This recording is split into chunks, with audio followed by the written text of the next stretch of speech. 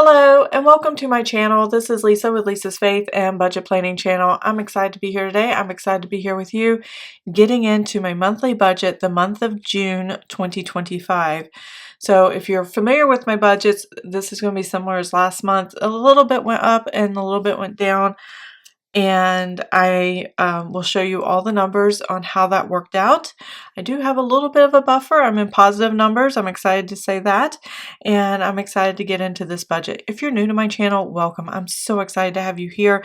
This is the beginning of my new month. I try to post this a couple days before the new month. And then I go into my paycheck to paycheck budgets. So what you'll see is a monthly budget, paycheck 1 and paycheck 2, because my husband gets paid in 2 time periods during the month, and I do weekly check-ins, and I use a calendar page to track all the expenses, and then I do the math and totals over here.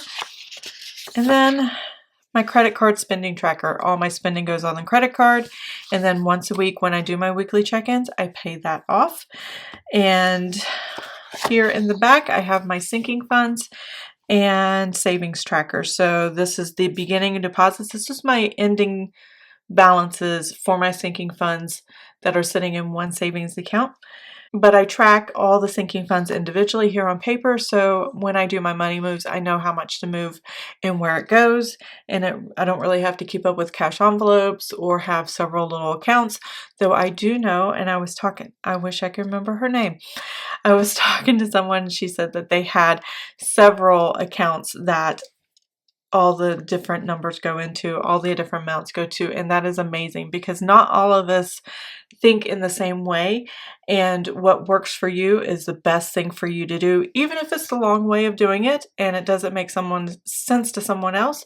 Definitely do it what makes sense to you, as long as you're tracking it well, the numbers are as accurate as possible, and you're not using that money for other things that you don't need it to be going to. So if it's working for you, don't fix it. It's already working. But that is what I do every month. And today we're just going to fill out this. I have all the titles written down because it would take me forever to write all this stuff down. And yeah, this will be an extra long video. It's already long enough as it is. So my husband has several streams of income here in our monthly budget. 80% of our income comes in these first 4. It comes on the first of the month. Technically the end of the last month and then the first of the next month. So they're so close together, I just call it the first of the month. That way it doesn't confuse me because that money is allotted for that time period. So let's go ahead and get started and getting the numbers put down. Military retirement. My husband's retired from the Navy after 20 years, and this is his pension for the rest of his life. It goes up a little bit every year. For cost of living adjustment. Other than that, it doesn't change much. So we have $1,947.35. He has VA disability, and that is $2,489.96. Rent and dividends. So my oldest son pays rent, and in order for the numbers to work out this month, I'm going to have to take a little bit extra. So he gets SSI. He usually keeps $140, but he's only keeping $120 this month. And hopefully this is just for a few months until things change again. But I typically take $827 and I'm going to take $847. This way I'm not in negative numbers as we go through the end of the month. Now, even though he sends us money over, this is to cover part of the mortgage, part of the utilities, his part of the water, his part of groceries and stuff like that. So really it's all commingled together. What he keeps is for clothing, recreation, things like that. The part I get actually goes to those bills. So I don't actually make any money on that. Me getting this extra $20, he doesn't mind. He still gets cash in his account, and he actually doesn't spend his cash every month. He actually saves it up, most of it up for the year. Occasionally he'll buy a video game and update his sports games in the fall and over Christmas. And then in March we go to a con or a convention to get autographs and meet celebrities and wrestlers and all kinds of things. So if you know, you know. We do that every year. We've been doing it every year since he graduated high school. So, but he gets rent and dividends. Dividends are just pennies that get thrown in our checking account, and I just account for it here. And I don't put that down until the actuals happen. It's usually like 2 pennies. It's not a whole lot. I'm budgeting the salary for my husband at $1,690. And do that again. He gets paid twice a month with his job. And then I'm going to budget 0 for other or balance forward.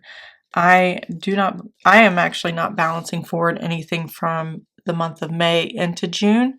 It's either going to go to a bill or it's going to go to spending or savings or anything like that. It's going to go somewhere. It has an assignment, and that will be taken care of. So now I can total up all these deposits that I expect us to have throughout the month, and this will just give me a good monthly overview of what we have coming in.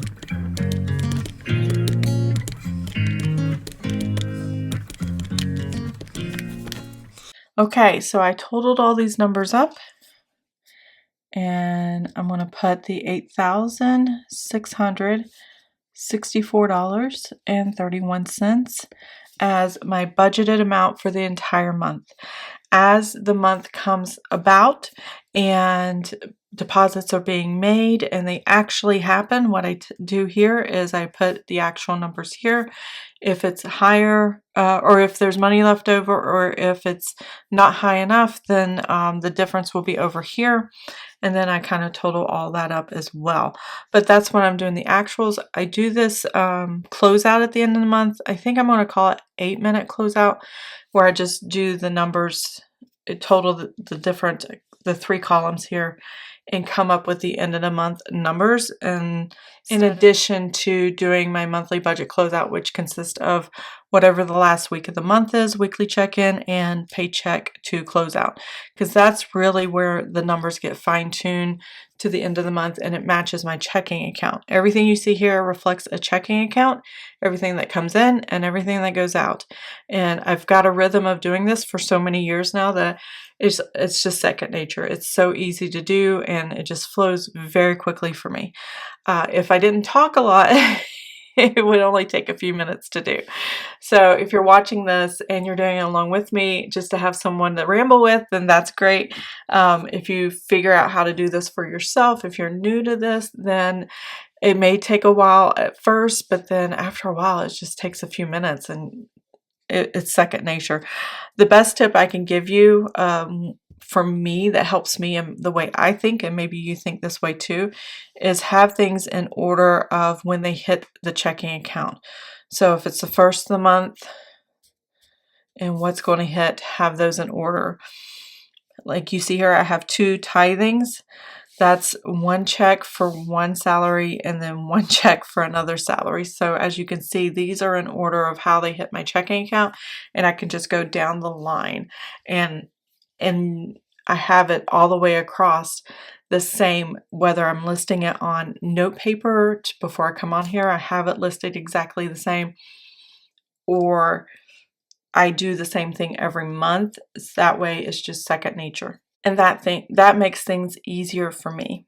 So I'm going to move this to the side, and we're going to go ahead and start putting our expenses down. We know how much in the budget we have for income at a minimum that should be coming in, that I know is actually coming in, and things like that. So either they're regular routines and they don't change, or they should be coming in.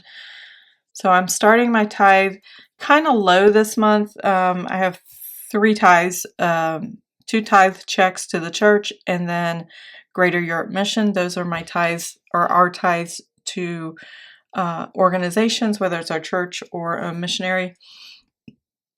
And those don't change every month. I have them lower this month because we just needed the extra money in the budget, and it was with a lot of thought and prayer between me and my husband, and what God laid on our hearts. So if you see that change, you're like, wait a minute, you used to do more. we're doing it low right now until we can do a higher. So that's where that came from. So right now I'm doing $100 for the first check, and then TRICARE, which is my son's health insurance, my youngest son, who's about to turn 21, 727, he is young adult. We're going to be doing this for a little while until we can do something better, and hopefully, I'd say within the next 6 months things should be changing, so we'll see. But this is temporary until we can figure out what we want to do next, but still have the maximum amount of coverage that we need them to have. Greater Europe Mission is $256.75. We've been doing this amount for many years. Roth, my husband and I both contribute to a Roth. I do $665 and he does $665, so it's $1,330. Mortgage is $2,048.03. There's a lot that goes into this. Principal, interest, and escrow, which is also property taxes, homeowners insurance, and we actually had escrow shortage this year, so we didn't have enough in there, and so we rolled that into the mortgage this year. Hopefully next year we won't have to do that, but we'll have to wait and see. And I can think of one reason why that might have had a shortage this past year, and I might be able to adjust for it next year, so we'll wait and see. Spectrum is $113. I also do a Mortgage Monday video and a debt update video. I do have a credit card with debt on it, just one, and it's the only debt we have. We have no car payments, and I'll do those videos. I do a Mortgage Monday after the first of the month, and then I do a debt update video either the end of the month or the first of the next month. So those are also part of my video lineup.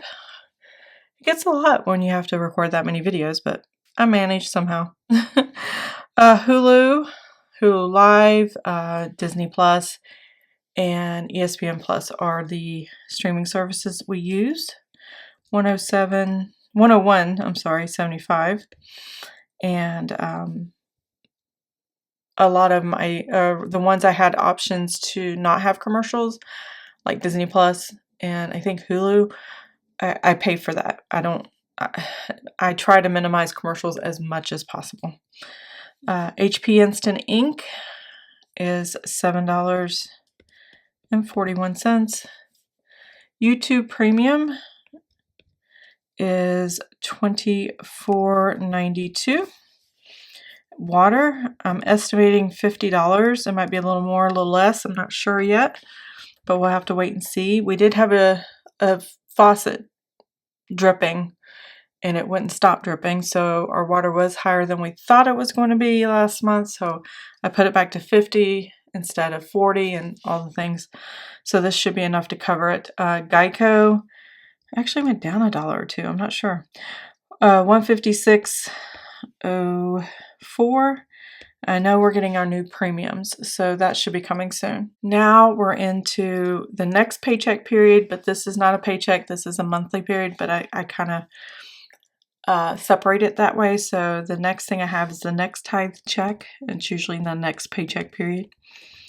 AT&T, our phones went at $5 a piece. I was not happy with that, but we're under contract and we have leases on 3 phones. So hopefully 2 of those phones will go off in October, so we still have a few months with that. And yeah, so sinking funds this month are going to be $412.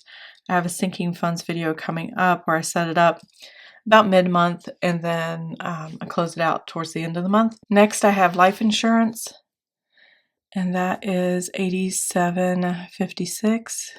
I'm not sure if I said this is $412.05, and then $312.32 was the AT&T. I must have breezed right over that. Life insurance too. This is for my oldest son who dropped off our policy. His is $33.16. Electric, I already know what the bill says because I went online and checked, and it's $128.24. A couple days I'll know what the water is, but right now I don't know, so I'm just going to put that estimated amount. which I'm excited to see this. This is so much cheaper than what we used to. We have a new HVAC system, so yeah, that's pretty good. I'm really happy with that. USCCA is my husband's bill, and that is $43.18. Apple.com is $2.99. Vivint is $65.82. All right, so grocery household, I'm keeping these the same as previous months, $1,500. This is anything we need for the home, like cleaning supplies, toiletries, bathroom stuff, groceries, pantry items, laundry, the whole thing. So that covers all of that. It's actually a little higher than what we need most of the time, and I like keeping it that way. It gives a buffer for these spending categories, because when you take these spending categories combined, which is $2,350, I think, that's what carries us through for the entire month. And this cash is pretty much sitting in the checking account early in the month, at the beginning of the month. So I have a way of counting down from these totals week after week and try to keep up with what we're spending and keep an eye on it every week, which is why I love a weekly check-in. I know I'm lowballing this, $400. I haven't decided where celebrating money for eating out is going to come from yet, and that'll happen at the zoo when we go there on the 9th and things like that. So I have no idea how much more or how much over we might be, but we might be that. So we'll see. Miscellaneous is just random things that didn't fit in grocery, household, or restaurants, and that's $150. Gas, $225. Copay, I'm doing $75, but that might be a little low. My son has a doctor's appointment this month, so we'll see if I'm going to get one as well, or if I'm going to take money out of this to cover some chiropractic appointments. And I might have to kind of do some finessing with that. I don't know. So unbudgeted is anything in the buffer, the checking account. This is a line I can use to kind of spend that money. Not that there's a lot. I promise there's not a lot. But if I move from savings into checking to use it, then I might need that line item. But I do have a buffer. It's just not a lot. I'm just saying. Pay credit card debt. I am going to put $100 to credit card debt. And then I'm doing $100 estimated credit card interest. So it's been less than that in the month of April. I don't know what the month of May is because my statement hasn't come out. It should be out today or tomorrow, but yesterday was Memorial Day, so it's probably why I don't have it yet. And this will tell me what that is. So we'll see. We'll see. So these are all my numbers that I work with every month. And let's go ahead and get those totals.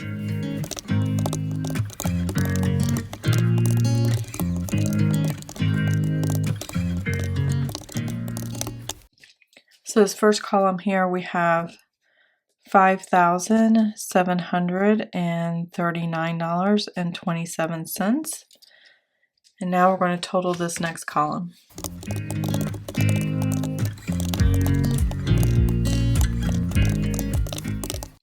All right, this next column is $2,910.95.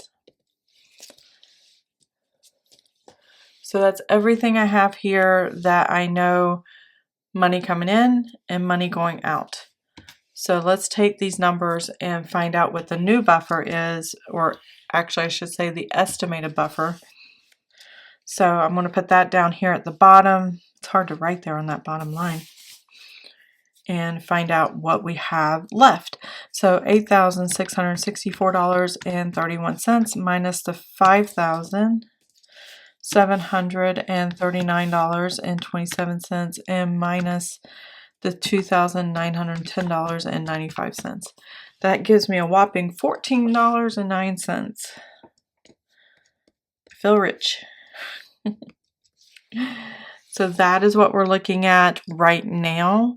That is because, you know, the electric stayed about the same as it was the previous month, and it was lower than I estimated.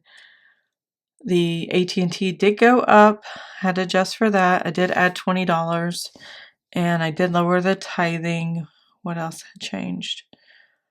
And this was a few dollars less going forward, because in the month of June, my sinking funds here was going to be $216.05. It dropped $4 because I was putting $20 away for the taxes and tags for my vehicles. I have two old vehicles, a 2010, 2013, and the registration cards came in the mail today. I saw exactly how much we need to pay, and so the amount was less than we expected, about $29 less.